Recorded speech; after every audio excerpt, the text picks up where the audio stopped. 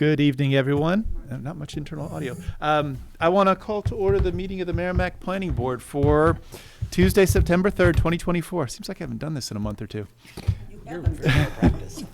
Out of practice, out of the routine. Well, let's begin as we hopefully always do with the Pledge of Allegiance. I've held that one. I pledge allegiance to the flag of the United States of America and to the republic for which it stands, one nation, under God, indivisible, with liberty and justice for all. All right. Okay. I believe everyone here is a full member of the board, so we're all full members, 5 voting members tonight, and 6? I'm an alternate. You're an alternate. Okay, so we will appoint you to a full member. Full member. Okay, We swap. I gotcha.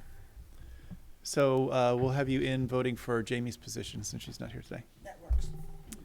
Okay. Let me remind everyone that we'll address the board to make sure your microphones are turned on and you speak clearly into them. Our next planning board meeting after tonight is scheduled for September 20th, 2024 at 6:30 p.m. in the Matthew Thornton room, which is the other end of this complex. Let's see, that concludes the call to order. We have a consent agenda with one item on it. What is the will of the board? I move we approve. Is there a second? I will second it. All in favor of the consent agenda, say aye. Aye. Aye. Any opposed? Any abstaining? 600 to approve the consent agenda. Item 3 on our agenda is Courtney Ruther. As the applicant and owner, request for approval of a conditional use permit for a level 2 home occupation for a dog grooming business. The parcel is located at 167 Turkey Hill Road in the R4 Residential by Soils and Aquifer Conservation Districts, tax map 4D lot 3, and it's case planning board 2024-16. Is the applicant here? Yes. Casey, is there anything we should know before you hear from the applicant? Sure.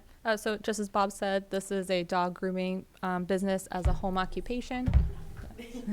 Yeah, you can sit over here. Now you're. And I just wanted to note that the applicant was very recently before the zoning board to receive a variance because dog grooming businesses are not usually permitted as home occupations, but she did receive that variance.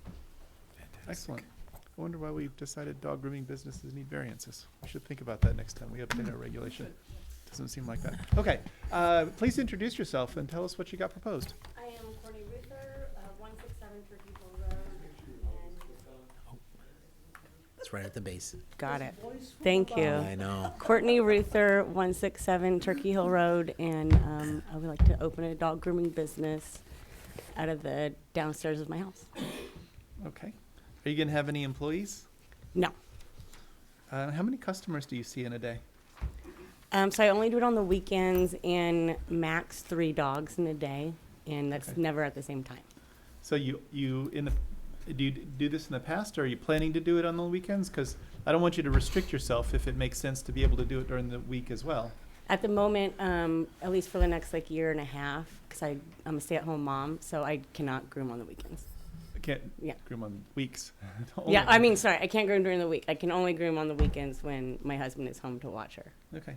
When your clients come, do they stay and wait while you're doing the grooming, or do they come Most- back? Most people leave and come back in an hour. Like they'll go to the outlet mall since I'm so close to it, or Shaw's.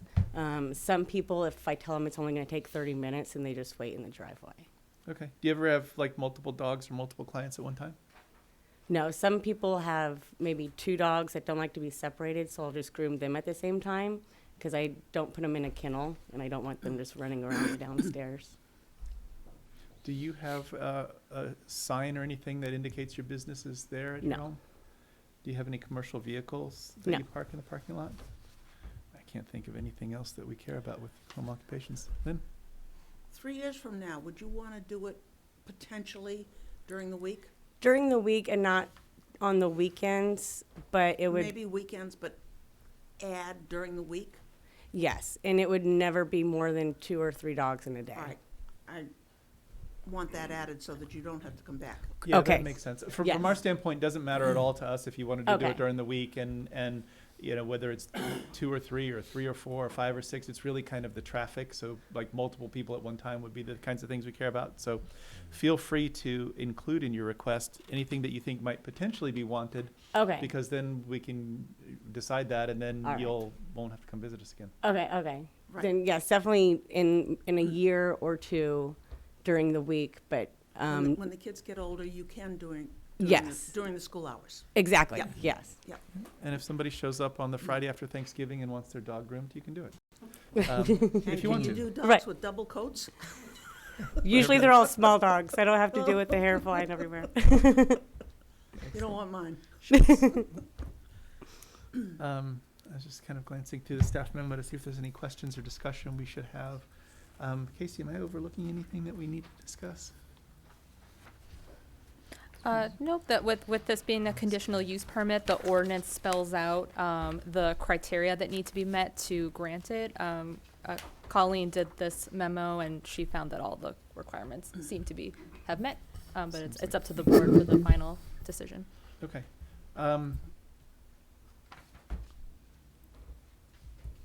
Any members of the public or abutters wish to weigh in on the proposal from the applicant? No, okay, so open and close the public hearing. Board member discussion or potential motion? Lynn?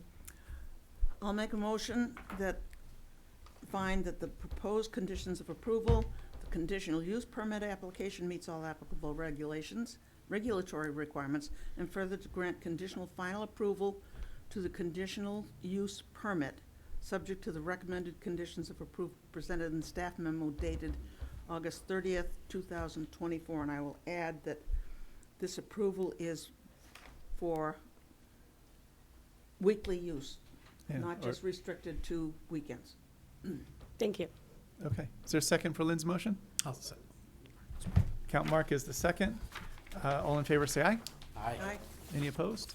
Any abstaining? 600. You're all set. Thank you so much for coming. Thank you. Y'all have a great night. You too. Okay, item 4 on our agenda is Merrimack Parcel A LLC, care of Thomas Monahan, as the applicant and owner. Request for approval of an amended site plan for a mixed-use development in accordance with the Merrimack Park Place mixed-use conditional use permit. The proposal calls for a 100-room hotel and approximately 19,500 square foot, 2-story mixed-use building containing a restaurant, commercial and office space, and a 178 multifamily residential unit building. The parcels are located at 1, 2, and 4 Lexington Court in the I-2 Industrial and Aquifer Conservation Districts and Wellhead Protection Area, Tax Map 3C, Lot 191-2U2 and 191-2U4. It's Case Planning Board 2024-10, and it's continued from the May 7, June 4th, July 2nd meetings.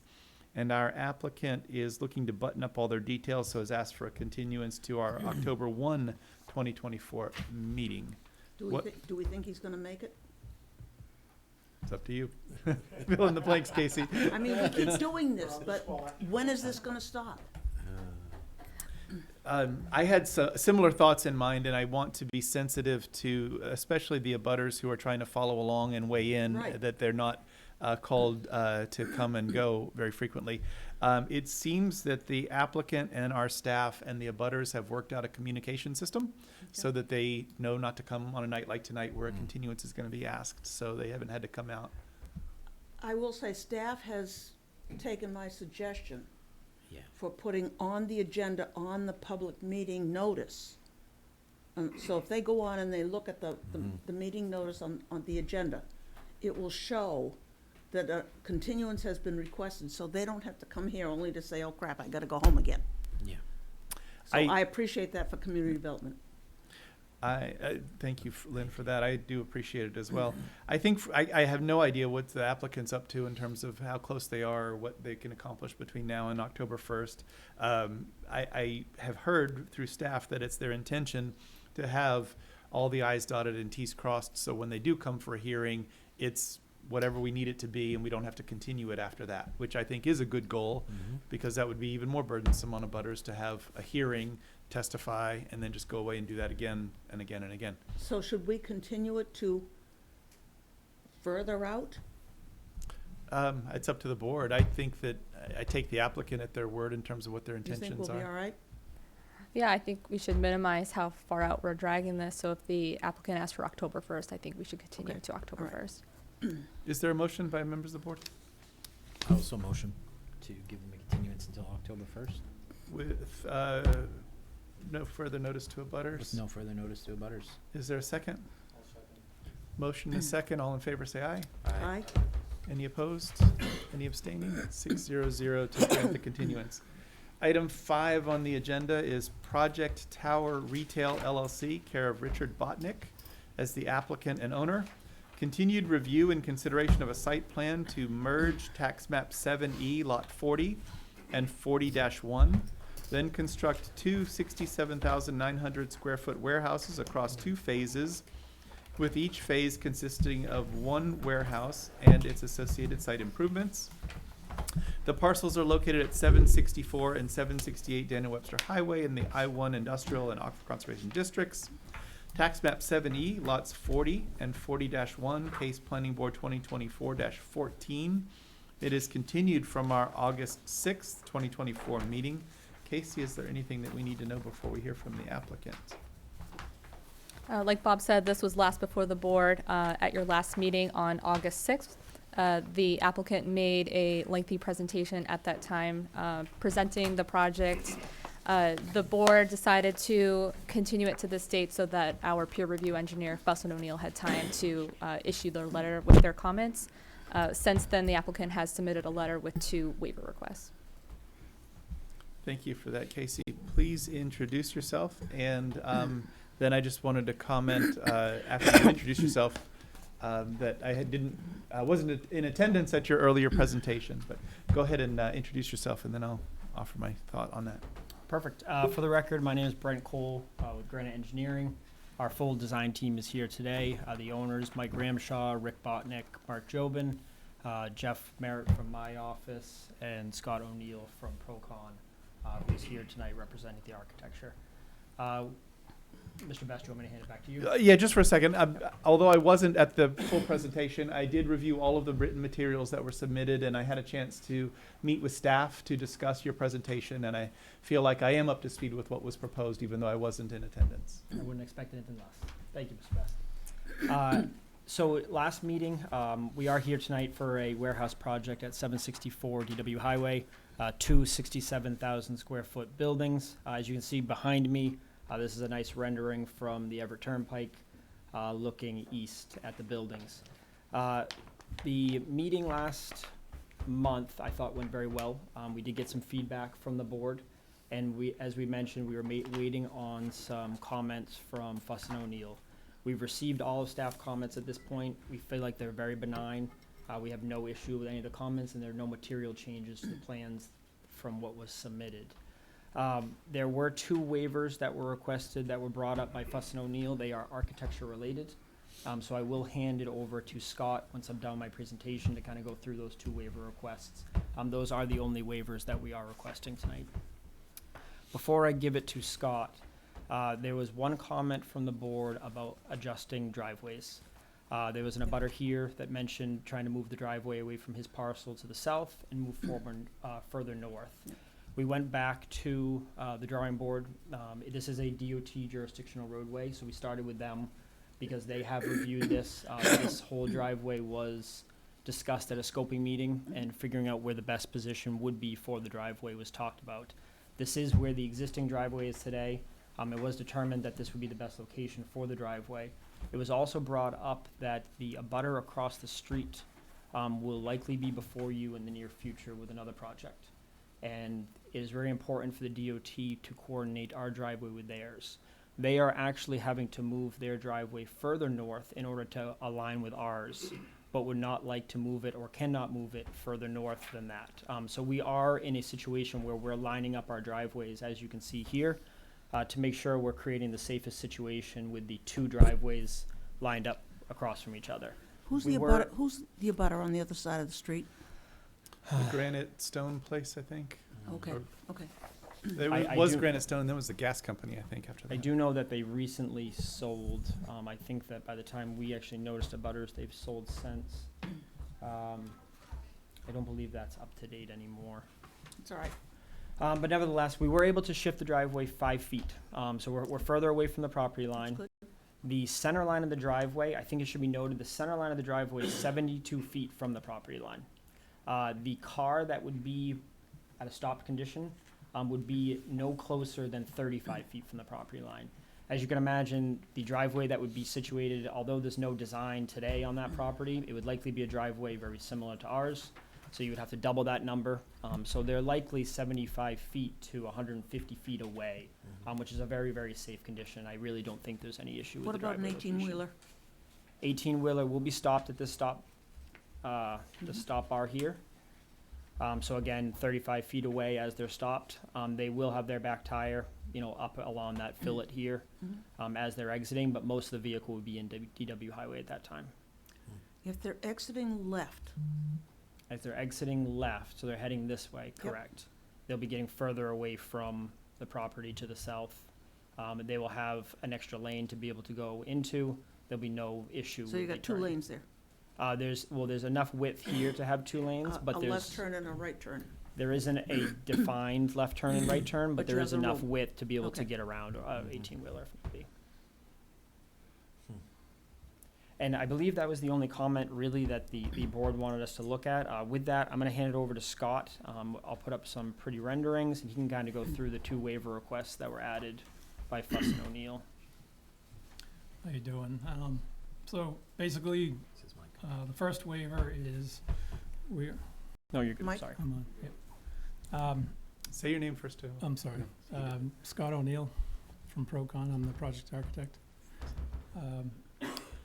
We're requesting a waiver from site plan regulation, 3.12.d.2.2, which, to summarize, is basically facades over 200 feet long are supposed to be broken up with a projection along that facade based on a certain formula, based on the depth of the building. Really what drives the size of the buildings and the siting of the buildings is the site. The site, as we've reviewed in the previous meeting and in the waiver, you'll see there's a 20-foot grade change from Daniel Webster Highway to the back of the site. And by locating the loading dock side of the buildings on the east face of the east-facing side of the site, that we're able to take advantage of a 4-foot elevation change at each building, which gives us 8 feet right off the bat out of that 20. It also allows us to minimize the amount of soils that we're excavating, and also that goes in conjunction with the last item we have under our reasoning is due to the fact that the soils are contaminated, we have to stockpile them on site and they can't leave the site. So we've been trying to adjust how much soil we excavate drives how big the buildings can be. So we felt the best way to maximize the size of the buildings and the locations was to face the loading docks towards Daniel Webster Highway to deal with that grade change. Another issue we feel is that by breaking up if we were to break up those horizontal planes of the loading dock sides of the buildings, it could potentially limit a potential tenant's ability for storage and racking. And it also could create potential situations with how they load and unload trucks with their forklifts, having to make extra maneuvers in and around, jogs in a building wouldn't be preferable to the operation of a warehouse. And then lastly, we felt we used the color scheme of the building, the design of the colors, and the use of the accent color of the blue to try to break up the long monolithic facade. And by using the blue color to create 3 distinct tenant areas on both the east and the west side of the building.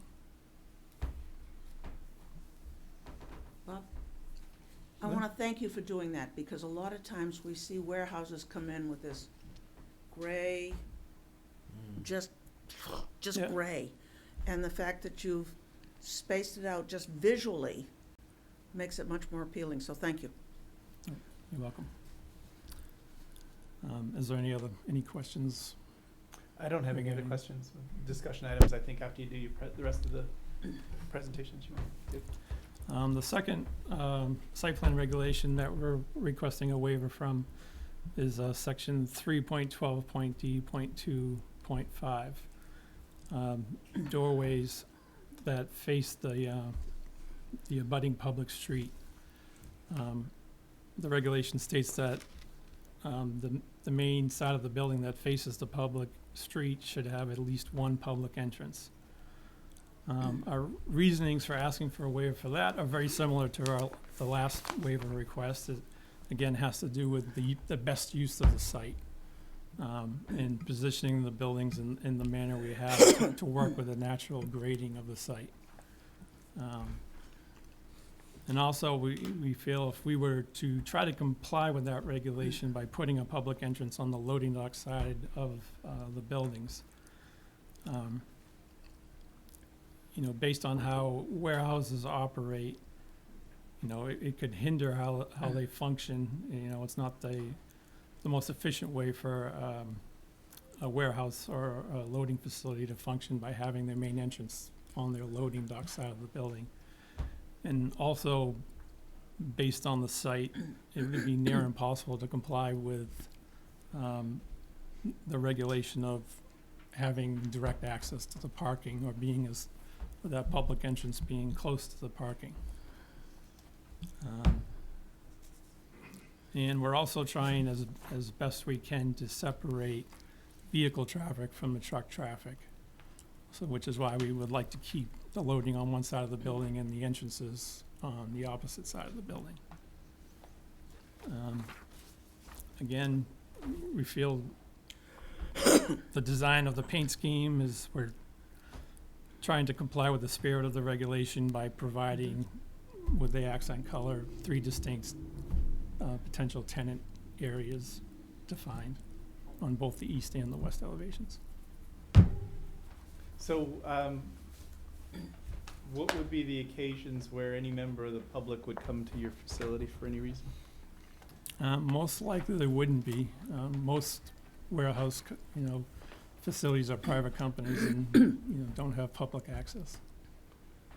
Certainly have access by officials, if the police needed to come there for a reason, or if the town for an inspection or something like that, or was looking for a doorway for the fire department to access the building. Those could be any reasons why the public would come to the building. And I think the regulation that requires the front entrance to the front of the building is a little bit for convenience and a little bit for appearance. And so that's the obstacle to overcome in your waiver request.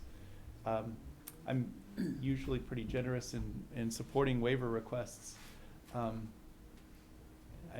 want to press you a little bit to give me a little bit more to get my teeth into, because so far your waiver justification is I don't want to and it's inconvenient.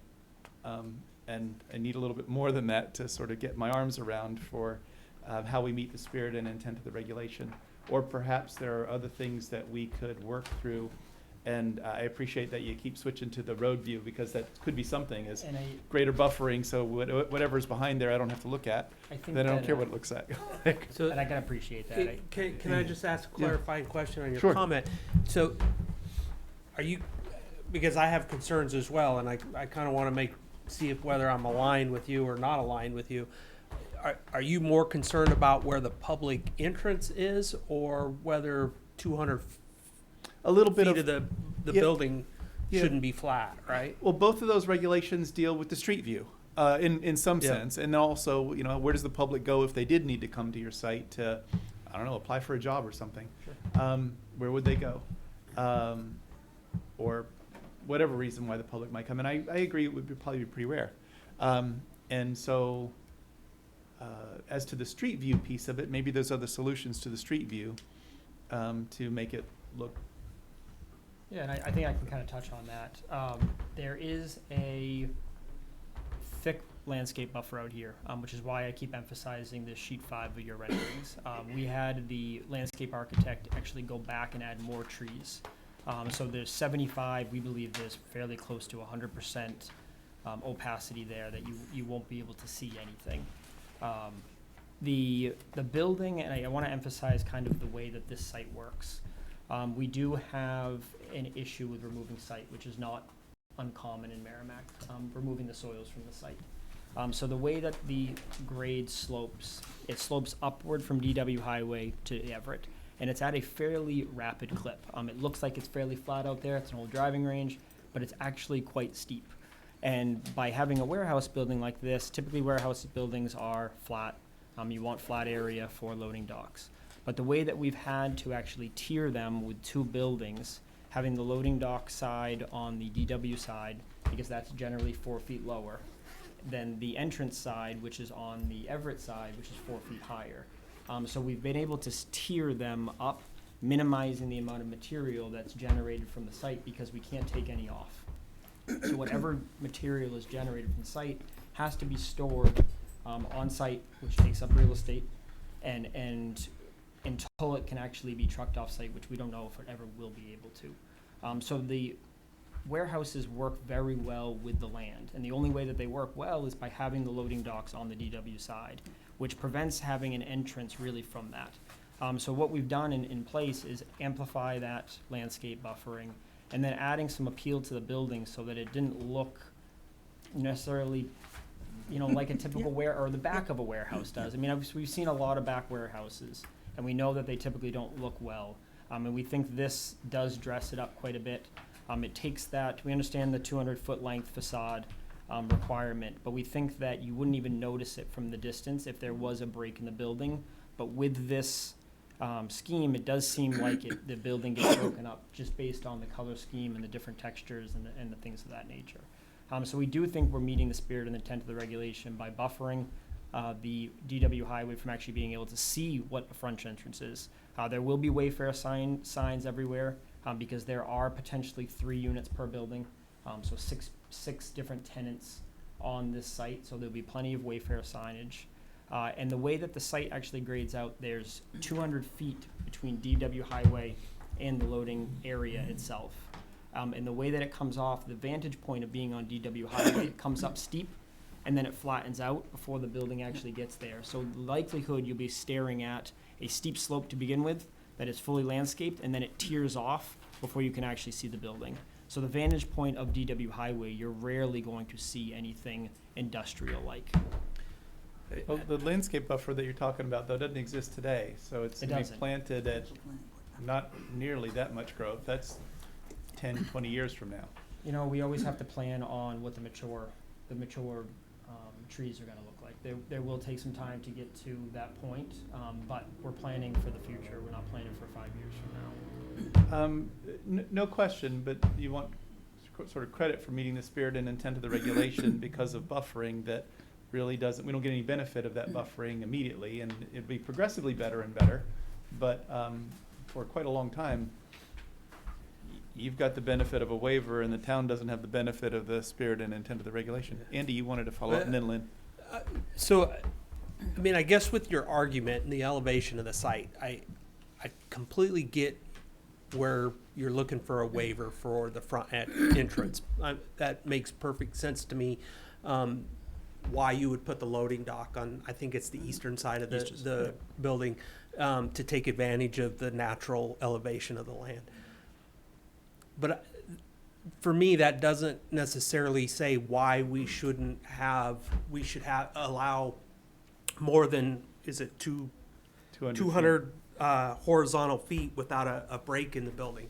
And if we accepted the argument that, well, that's going to be a warehouse and it could create some storage challenges and forklift challenges, that means every warehouse in the town of Merrimack would have a waiver for that particular item. I don't know, I'm brand new to the board. I don't know if the board's, approved those waivers for other warehouse projects in the past. But to me, if we accepted that argument, every warehouse in the town of Merrimack would qualify for that waiver.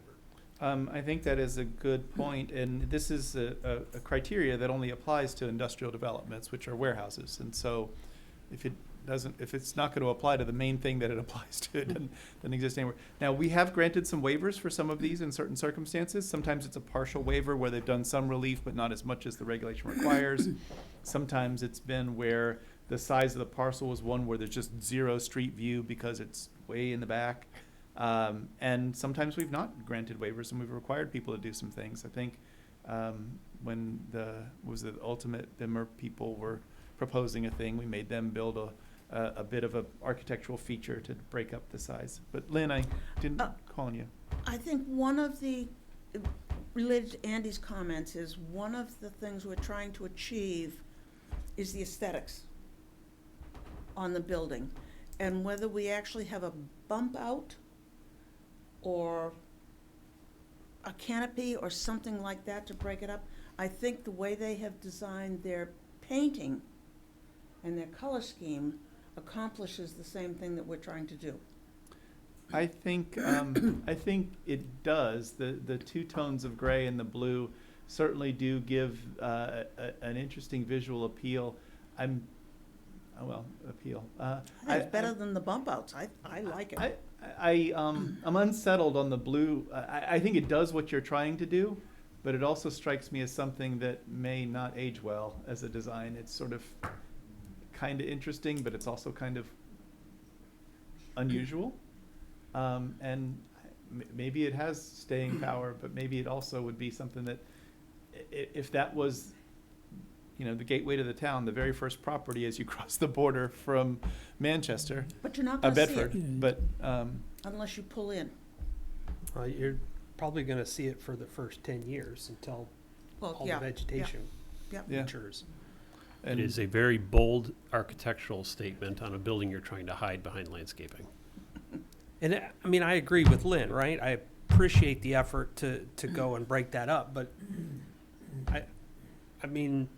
at least what the staff memo says, it doesn't allow for, best effort. It says no more than 200 feet or anything more than 200 feet shall be broken up. And when I look at the conditions that the RSA spells out for approving a waiver, I don't see it in the memo submitted anything that would say, site specific relative to site plan and conditions of the land in such site plan. I get that for the front entrance. I don't necessarily see where that supports an argument that 200 linear feet should not be broken up. What is the length of the building? 350. 350 feet. 350 feet. I agree as far as the front entrance. I'm assuming the office is going to be on the west face of the building. Correct. So I agree that the front door should be on the west side. I don't have an issue with that, but I tend to agree with the board regarding the bump outs. Maybe this is a part of the same conversation, because maybe it solves some of the bump out questions, but the stairways that approach the roof, I think on the west side of the buildings, why are those designed not to be enclosed? It was a requirement from the fire department for fire department access. To not be To the roof. enclosed? Why wouldn't they? Every other building in town's got enclosed stairways where you need to get them. External stairways got to be maintained for snow and ice and weather and everything else. John's smiling. Sanko The River. requirement, as long as they have treads that are able to shed snow and rain, such as, not corrugated, but perforated treads, they can be uncovered, because So they are the- only for emergency roof access. Yeah. They can be, but Yeah. I think the applicant was suggesting that the fire department wanted them to be exposed or uncovered. I can't speak for the fire department. No, sure. it wasn't that they wanted to be exposed. It was just Not we were anymore. using kind of like what's at St. Cobain as an example there, similar to what's on that building. Their building was largely invisible for a really long time until recently. Hmm. To me, it looks like an old fire escape that it almost looks like you could see it rusting in the picture. It looks like, because that's what old metal fire escapes do. It doesn't look attractive at all. And if you enclosed them, that would probably give you some of that bump out relief that you need to have to satisfy these requirements. Although I think they're actually in the corner of the building, aren't they? Pretty close. Yeah, they're on the corners. That's the flattest area of the, those sides of the building. So the fire department requested that they're on the exterior of the building? Yeah, Or they is it don't- just an they don't- efficiency of warehouse space that They you won't realize? accept internal. They want access to the roof We want to and be able to access the, well, not me. The fire department wants to be able to access the roof without having to climb a vertical ladder. And if Or have snow buildup. At this point, whether it's inside the building or outside the building, is it, well, was acceptable. I don't know if they have changed that since I've left. But I gotta stop. They do not want to be climbing a vertical ladder in a large warehouse with that height, wearing gear, carrying, hoses and gears. That makes total sense. That the vertical ladder makes total sense. I'm just surprised that they would request it to be on the outside of the building, not the inside.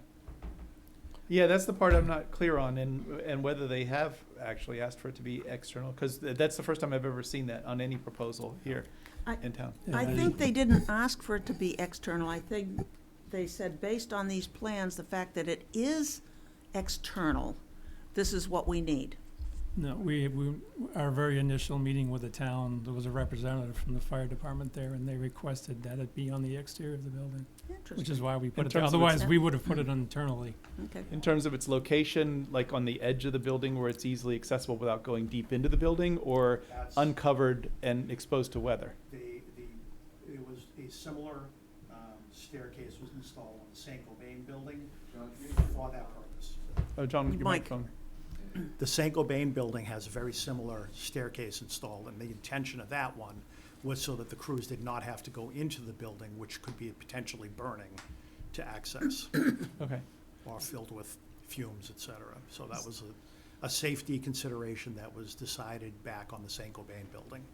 So on this building, the one we're looking at, if these, I know you can't speak for the fire department, so I'm not asking you to do that. But the position where they are is what's helpful and convenient to the fire department. If they were covered or uncovered, at least I've had no communication from the fire department that says they have a preference for uncovered. Yeah, covered or uncovered was not an issue with us either. If it covered would be ideal, as long as it's separated from the interior of the building. And in the case of St. Gobain, St. Yeah, it's a- Gobain did put an uncovered one up because it does have the perforated treads. So it's kind of like our west side meeting room, where Yeah. we've got the external Yep. side, Stairway, but steps it's coming covered. down, but it's covered. So it could be the same thing. It's external to the building, but it's covered. Yeah. And it looks better when it's covered to me. Yeah. And Yeah, this we is can- the DW highway side of the thing, which I realize you got some trees and a nice berm I like. Is that berm there or is that gonna be built? It's gonna be built. Has to be That's built. the stockpile. That's the stockpile of stuff. How tall is that berm? It's about 20 feet. I love it. I Bob? love the idea. I think originally, I'm looking at our meeting notes from November 20th with the fire department, and the notes I had said external staircase to the roof. I don't think it was ever talked about being covered or uncovered. I think No. we had assumed it was uncovered because it was external, but I guess it could be an external, internal staircase. It's a little External weird. covered, yeah. Yeah, But, I mean, we can certainly cover it with a metal panel product. What about the, I hesitate to address this, but, the soils? Was there any contamination on the soils? Has it been tested? Yes, Yeah, Is that's it- why they is it can't okay? remove it. it's contaminated. Okay, so that's why it has to stay on site. You got it. Yeah. Okay, got it. Unfortunately. Other discussion? Before we vote on waivers, I want to make sure we discuss other things and also open up for the abutters to weigh in if they wish to do so. I know that you've had discussion from your first presentation, and it's probably apparent on some of the plans. The drainage and snow storage Sure. plan, can you go over that for me? Absolutely.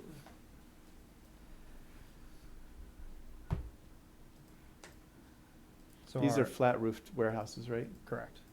The The drainage, so everything drains from west to east. The site pitches towards DW Highway. The drainage system, there's two drainage systems. One is for the lower tier building, which is located here. The stormwater is collected in a closed drainage system and drained towards this underground filtration system. So it detains the stormwater. It's filtered through a media below it, and then it's discharged towards DW Highway here. Similarly, with the building to the west, there's a system located to the corner here, does something very similar, does not do the treatment practice of it. That is then brought down to the lower one that I just mentioned for the treatment. This one to the west is solely for detention. So two stormwater systems being fed by a closed drainage system that ultimately detain and treat the stormwater and then discharge towards Stebbins Brook once fully treated. This does require an alteration of terrain permit that is being reviewed right now for stormwater purposes. And then, Mr. Best, you asked another question. Well, maybe it's a follow-up question, going in a different direction, but as I'm looking at the building closer to the turnpike, you got a lot of wetlands, obviously, to work around, and this berm that you're building, and it doesn't really look like on the elevation or the illustrations you provided that those wetlands are still there. Orient me on the perspectives that you provided, the color ones. The one that shows the two buildings from DW Highway, it's sheet 1 of your aerial view. Yeah, so the wetlands are in through here. I guess, there's probably a little bit more area than the rendering shows, or there's just the perspective, but the wetlands on the other side of this berm here. And then there's wetlands that wrap around the building and head towards Stebbins Brook. Stebbins Brook is not shown in this. It actually comes down towards towards the left of the page. But the wetlands they're within the trees. The driving range cleared some of them, left a lot of the wetlands unvegetated or in the vegetation, so they'd be amongst the trees. It wouldn't be like an open wetland bog or anything like that.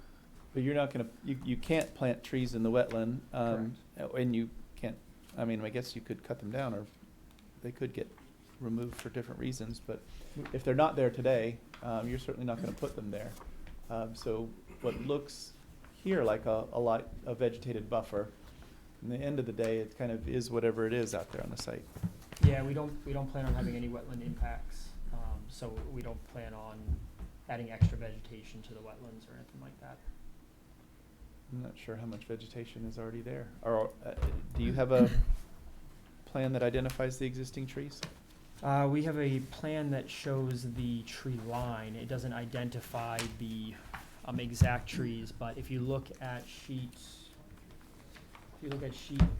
10, which shows the berm and the grading, you'll notice that it does fall off from Everett Turnpike. It falls off 10 to 12 feet downward, and there is we're at sheet 10, which is the grading and drainage plan. Okay. And if you look towards the left of that sheet, you'll find the Everett Turnpike. And from there, you'll see a tree line, probably about, on your plan, maybe a inch or two, which represents probably 60 to 100 feet of vegetated buffer in through that area.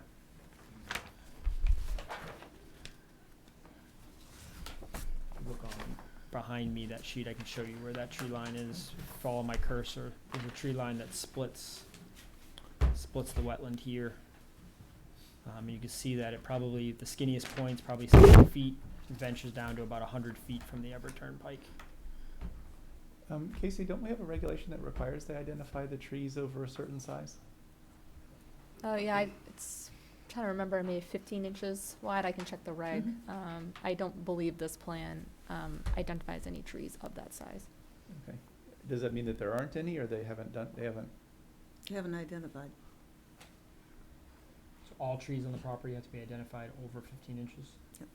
Yeah, let me check on that exact I think circumference, it's but 15 inches, but Sounds right. Yeah.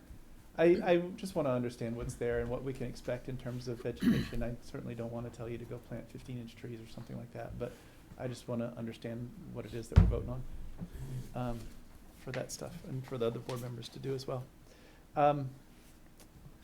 Other discussion items for board members?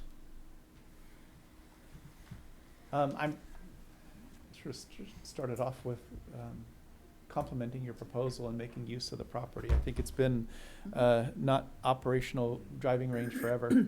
I can remember like almost 20 years ago, they have a Friday morning, all you want for $5.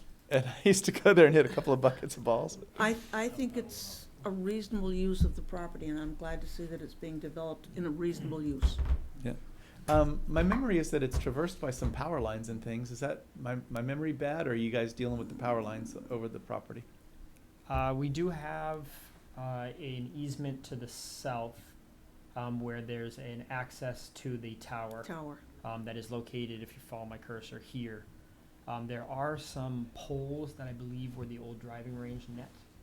And there are some power lines up near DW Highway, but I don't believe there's any power lines splitting the site. Obviously, there's stuff to the existing facility. They wouldn't be splitting the site because that's your driving range. Yeah, I don't believe there's any telephone lines that'll be in the way, at least, besides normal demolition. stuff? Yeah. Okay. A lot of the properties that we've seen that abut the turnpike eventually come to us wanting a 100-foot tall sign that faces the turnpike. Is that in your thought process, or? We haven't gotten to the sign part of the Everett Turnpike. It was brought up at the DOT scoping meeting. They had mentioned that the Everett wasn't necessarily owned by them, so there would be a process to deal with the signage on their property as well as the local process for signage. But we haven't That's gotten that. not been generally received well. We haven't gotten to the point of looking at and seeing what size signs would work on the Everett. Haven't been down that path before.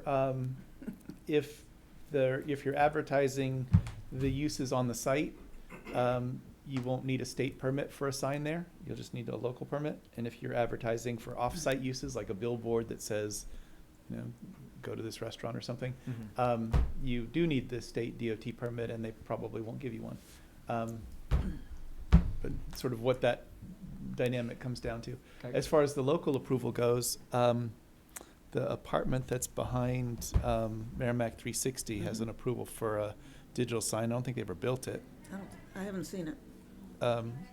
but it was incredibly controversial. There was a lot of people that had a lot to say Well, about the there's, idea of putting a there's a sign couple there. of them that are, yeah. I wouldn't go there. Yeah, I just want to know if it's part of the presentation to understand whether it's going to be before us at some point. Typically, ordinary site signage is not before the planning board, but Except for that one sign that is in the front of the property that should be, if I don't drive my car through it. which one? Sohegan Valley Chamber, which was built probably 40 years ago and has advertising for groups that are no longer in Oh, on the corner of this existence. Yep, property? Yep, and they promised me at the ZBA that they would take it down. Good luck with that. I haven't even noticed it. So, all right. If there's no other discussion by board We got a members, couple other Mark, minor what do you things. And I apologize, I was not here at your original presentation a few weeks ago. I assume most of the traffic out of here will go directly north and onto the highway systems from there, or coming off the exit down Correct. to. Yep. Have you done the studies is there a right turn lane required? Nope, we have done a full traffic study. We've met with DOT, we scoped that. Traffic engineer provided a full traffic study to Town of Merrimack as well as DOT. We've received DOT comments.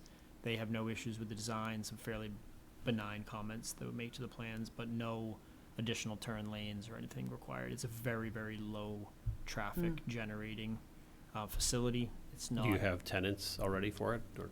I don't believe we have any tenants lined up for it. And then on the landscape along the DW highway, is there a berm proposed there too before the landscape? To further, it kind of looked like it a little bit on the So rendering, it's- but I couldn't quite tell on That's the. the It's not excess- your excess. typical berm where you're gonna see come up and then come back down. It comes up directly off of DW Highway and then it flattens out considerably for at least 150, maybe even 200 feet. So like I said, your vantage point being down on DW, you're gonna be looking at grade that's vegetated Because then of the natural slope. because of the natural slope, and then it flattens out. So your perspective or your vantage point, you won't be able to see much of what's going on behind there. And then your change in grading from the east side of the building's 4 feet, I assume, to the front side of the building. give or take. What is the delta in grading between the two buildings in that parking area? Let's see here. I can tell you that the 8 finished feet. floor difference is 8 feet. I was gonna say 8 or 10 feet. So there'd be 4 feet difference between the tenant area or the employee area, so the entrance of one building to the loading dock of the other building. Plus the 4 4 feet in feet. the living dock. I'm struggling a little bit with the idea of looking at a building that's facing the main entrance and seeing trucks. I wasn't here for the last one.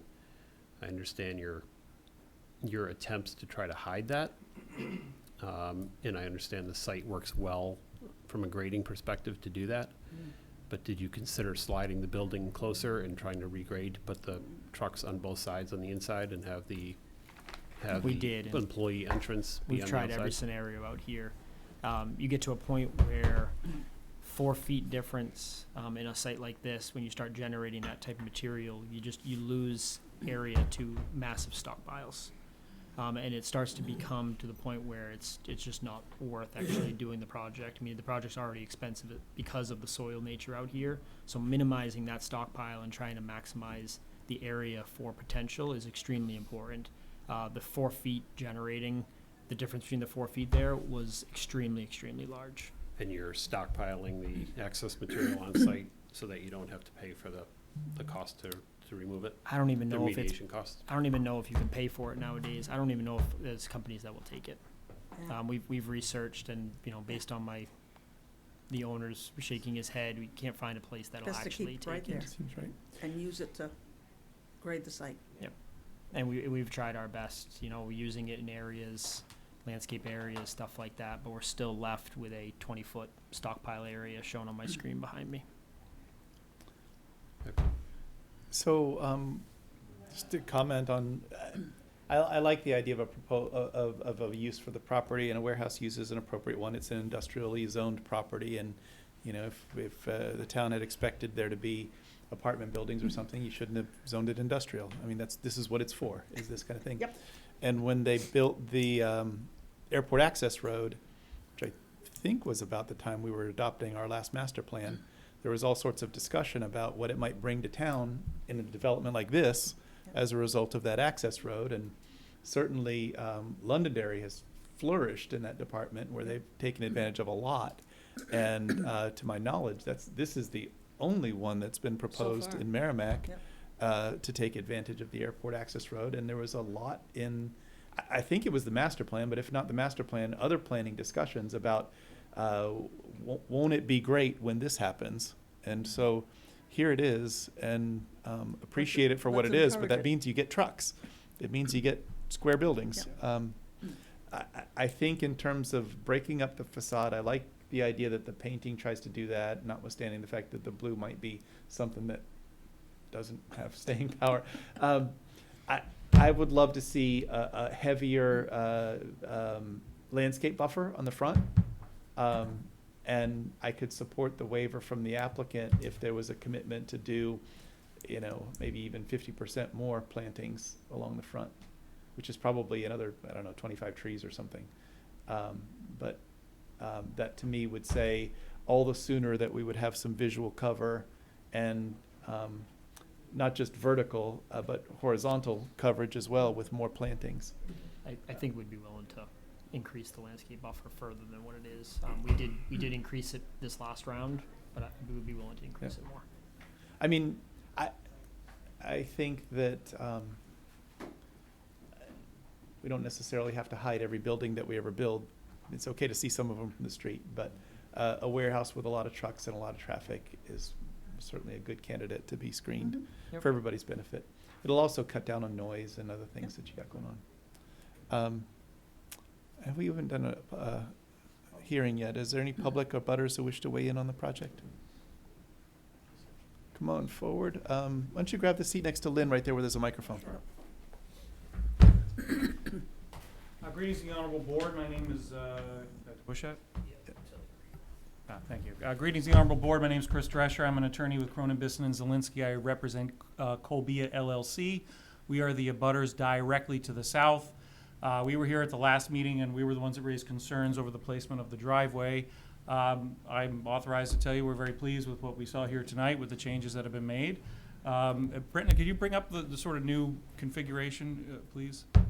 Just because I guess the one thing I do want to mention, sort of on the record, is what we do like about it. I mean, in addition to it being nudged a few feet north, great, but also just the sort of angle of that now, whereas before, I think the original Yeah. plan had this big flare out Yep. that was almost like it's an on-ramp, you know, and that was just a concern for us from both a life and safety standpoint, if we were to build anything on that lot to the south, as well as, you know, resale value and things like that if we decided just to sell the lot.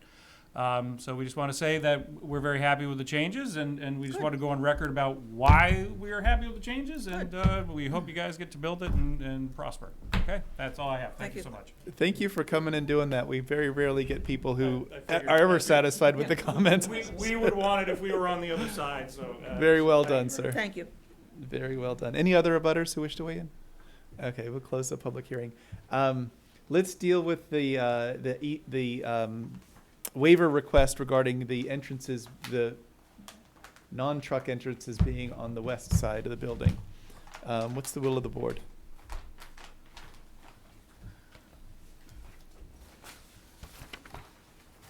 Do we have two waivers? Yeah, there's two waivers. There's for that and for the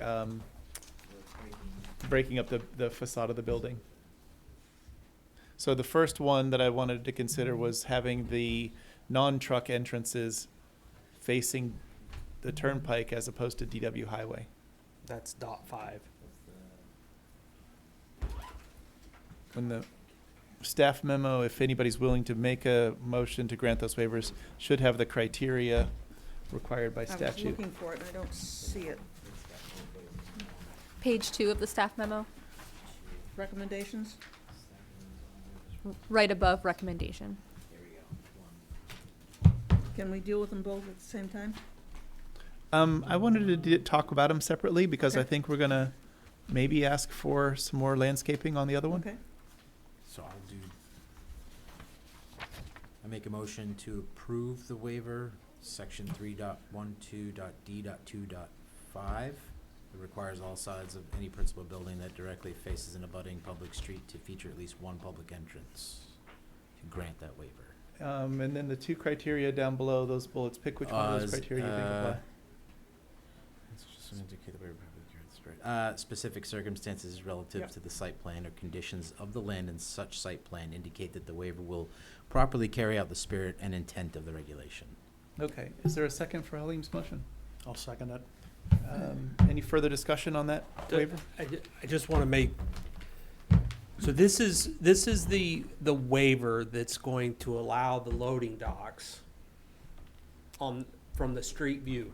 Well, the loading docks are allowed as a matter of right. This is saying that they don't have to Saying put a side entrance. Public entrance. Right. Yeah. So Okay. they would, they could put a public entrance in the first 10 feet of the corner of the building and lose one Which truck, isn't going to change, much got of it. anything. Thank you. Thank you, Andy. Further discussion on the waiver? All in favor, say aye. Aye. Any opposed? Any abstaining? 600 to grant that waiver. The other waiver request is the one about breaking up the facade of the building 200 feet in length. And just a few moments ago, there was a bit of discussion about potentially having some more landscaping as buffering in conjunction with granting that waiver if that is something that appeals to the board. I certainly support that idea, but I'm only one voice. What's the will of the board? And I guess the motion would be to grant the waiver or not, based on a statutory criteria on the condition that the applicant add some amount, I don't know what amount, I said 50% more, but I think that's fair. of landscape plantings. Let's see. Also move. So Lynn makes a motion to grant the waiver based on the first statutory criteria. Correct. Strict conformity would pose an unnecessary hardship to the applicant, and waiver would not be contrary to spirit and intent of the regulations. Conditioned on a 50% increase in the DW highway plantings. Mhm. Is there a second for that motion? I'll second it. Halim seconds. Discussion? I think, I guess my question is, are we setting a precedence? Are we now saying that every warehouse in Merrimack? I don't think we set precedents. I think every application stands on its own, and we make the determination based on the criteria of that particular that's how I've always treated it. yeah. But I guess my question is, so if another warehouse developer comes in and says, you know, creating a break in 200 linear feet of wall is gonna create, you know, forklift hazards, how do you say it's okay for this particular project, but it's not okay for the next project? Sure, that's easy. So we do that, and we haven't had those requests. And it's about what else the applicant does on the site to deal with the visual impact of it. And here we've got landscaping, we've got the paint features that they've offered up to attempt to address that. And if it's the will of the board that that's satisfactory, then you grant the waiver. And if the next applicant comes up with something different and says, you know, my building's gonna be at 45 degrees and it's gonna have umbrellas out front. And they have no nothing, then You that's know, different. whatever their story is, if it's persuasive to the board, they can approve it. And, you know, somebody might come and say, hey, I'm gonna do it exactly like those guys did. And if they did, then I assume the vote would come out the same way. But in terms of a legal precedent where somebody says you can't turn me down because you allowed those guys, none of that really happens with planning board decisions. And do we think that meets the intent of? So that's an individual evaluation for board members. For my own part, I think the intent of that regulation is completely aesthetic. And with additional screening and with the aesthetic that they've offered, I think it does achieve the idea that it doesn't look like the warehouses you see when you drive through, Tennessee and down 81, through there where you see literally 400 loading docks in a row. I think it does meet the intent. So, but if you don't think that it does, then by all means vote no, if that's where you're at with it. Any other discussion on the motion in it? If there's no further discussion, all in favor of granting the motion with the condition, say aye. Aye. Any opposed? Opposed. 2 opposed. The motion carries 4-2 to grant that waiver. Okay, a discussion about the main application. In chief. You told me about drainage, but I didn't get the snow storage piece of it. Where are you gonna put snow, and are you gonna have to clear roofs? You've got acres of roofs, don't you? 67,000 square feet, you got 3 acres of roofs. I hadn't contemplated roofs yet. The snow storage for the site, there's plenty of area out front, there's plenty of area along the sides, and there's also this area out front here. Some of that's gonna be reduced by additional landscaping that we just got voted in, but there's substantial area, you know, it's. Show me this- the plan with the paving on it so I can see how much of what you're saying is room is parking and how much is So the not. pavement here, is stippled. So you see this kinda hatching it through here, so this is the pavement, this is all the area out front. This line that you follow my cursor is the landscape buffer, that's 50 feet, that's planted right now. There's an additional 50 feet of area, for snow storage, plus all the areas, including here, and then the areas around the actual roadways themselves. Okay, What about on the north side? The north side, You there's have a little bit, okay. Yep, so you got 20-foot setback, there's no wetlands in this area. You probably have an additional 60 feet here before the building setback in the tree line. okay. And then the westerly building? We do have the wetland buffer in through here, so would prefer not to put any snow storage on this area. We do have the stockpile through here, so the snow will have to migrate further east as we start to lose space on this west side. But we do have snow storage along this area and through here, where it's fairly fine to be able to push snow up to. Separate question. Is there a dumpster on your site somewhere? There is. The dumpsters are part of the loading zones. Where are they? Oh, So there's a dumpster pad here. There's a dumpster pad here, and there's a dumpster pad here. So it's your typical man door dumpster. They come and pick them up. People, and each unit gets an opportunity to have a dumpster there. Is there a page on the plan set where those dumpsters are labeled? Yep. Says concrete pad for trailer landing gear and loading bay compactor. So this would be your loading bay compactor. Okay, the ones, okay, now the easterly building, show me your dumpsters and how those are screened from the road. The screening from the road is the screening that we're proposing with the landscaping buffers. Let me flip to that sheet right here. So those are further pushed over. So you have a compactor here, and then you got a compactor shifted the furthest north and through here. So there's two there or three? Three, There's two. There's one that's sort of a truck. right there. That Isn't that Yeah, one does there? this one have one? Yeah. Yeah, right here. We could flip those two to the north. Flip them to the north. Oh, the north side. So they're enclosed compactors, not just open dumpsters, right? They're set up for a compactor and a dumpster. It would all 20 really 20 yard. depend on the tenant. Are they censored or is it on a regular schedule? In other words, do they only pick up when they're full? It would, Sensor, it or would do be you up not to know the that yet? tenant. Yeah, we don't have that information. That's yet. tenant based. Yeah, it's tenant. We're just giving them the opportunity to install one. It seems kind of strange to think about it on this side with all the things we talked about, but we do generally talk to applicants about putting some fencing or screening or something around dumpsters. And compactors are obviously a lot bigger than the kinds of dumpsters that we usually see on a, donut shop or something. And I don't know whether there's Yeah. either ability or a reason to, if it's next to a whole bunch of trucks anyway. 8 to 10 feet. Essentially looks like a truck. Yep. I guess I won't worry about that. There's no real public access. Yeah. No. This doesn't really. It just add looks to like the an set. additional trailer sitting Yeah. on the next bay. Fair enough, that's where it is. Any other items of discussion for the general application? Does the board wish to make a motion for a disposition of this application?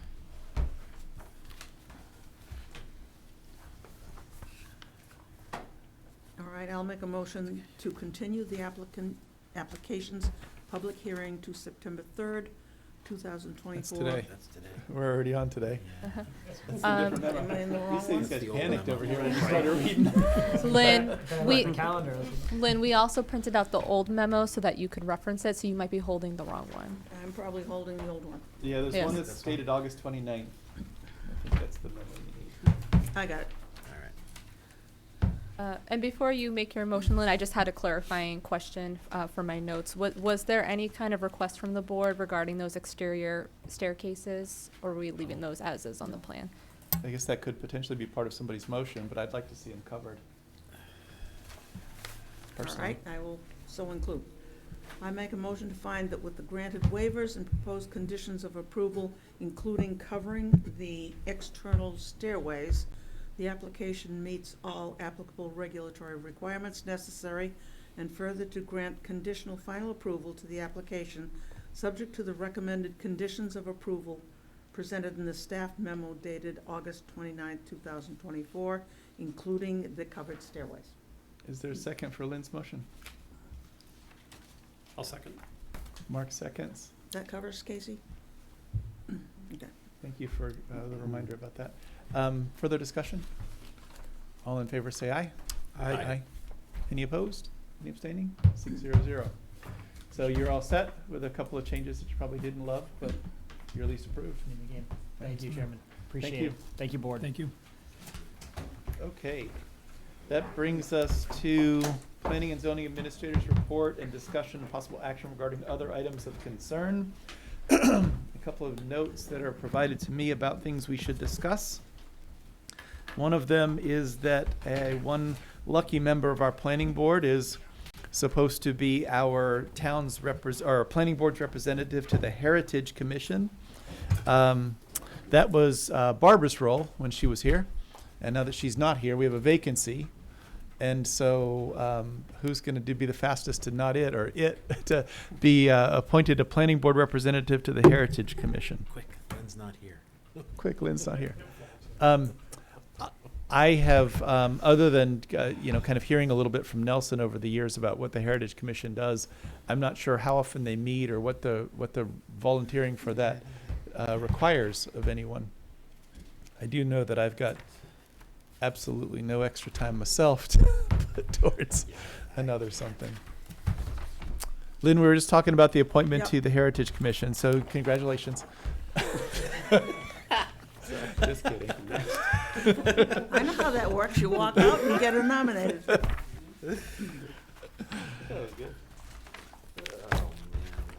Who else is not here?